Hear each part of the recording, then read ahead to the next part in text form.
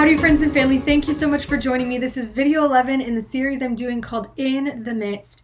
And last time we finished up part 3 about peace, and today we are starting part 4 about love.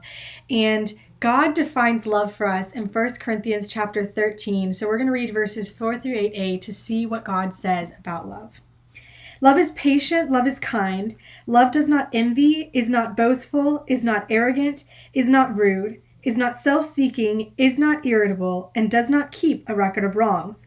Love finds no joy in unrighteousness, but rejoices in the truth. It bears all things, believes all things, hopes all things, endures all things. Love never ends. And so God has defined love, and these different attributes that he gives to love are tied to actions. So love is this action. It's not just a feeling, a passive feeling. It is an action, and we're going to be working through these different aspects to see how we can love others and how God loves us. So today we are looking at patience, specifically with others. And the word for patience here is makrothumia. And this word is defined as self-control, forbearance, long-suffering, which is patience in spite of troubles, and being slow to avenge a wrong. So this word for patience is recognizing that someone has done something wrong or something that you don't like and calmly waiting for them to learn to be better. It doesn't mean you don't necessarily address the problem, but it is being calm and patient and not avenging those wrongs.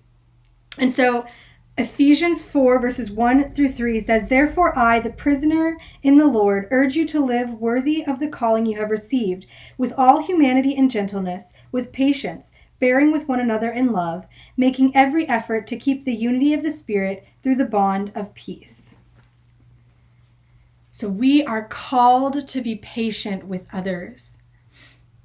And this action, this is not lashing out. It's having self-control when maybe we want to get really angry or lash out, like I said, at people. But it's calmly waiting and calmly even explaining, hey, this bothers me, or this wasn't right.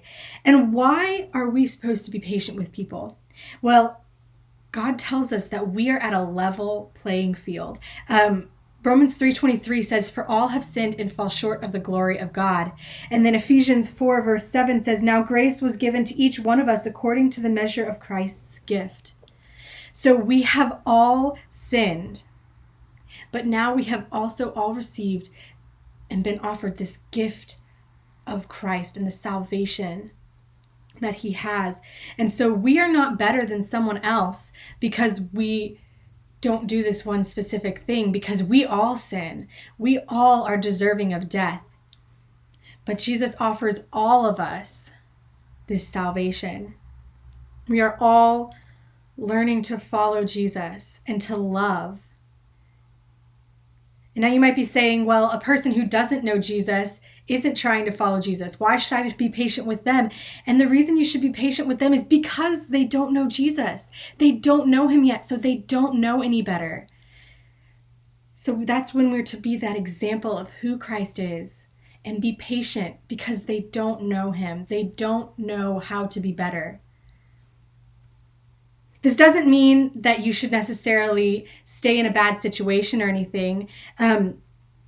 It just means realizing that we all sin and that it takes time to do better. It takes time to break a bad habit, to learn not to sin in certain ways. It takes time. And so we are to have patience with someone as they are learning to live the way Jesus guides us to. So remember that this week. Be patient with those who are, because we're all still learning to follow Jesus. If you're looking for a verse to memorize, John 16:33 is the verse this week. Thank you so much for joining me, and I'll see you guys next time.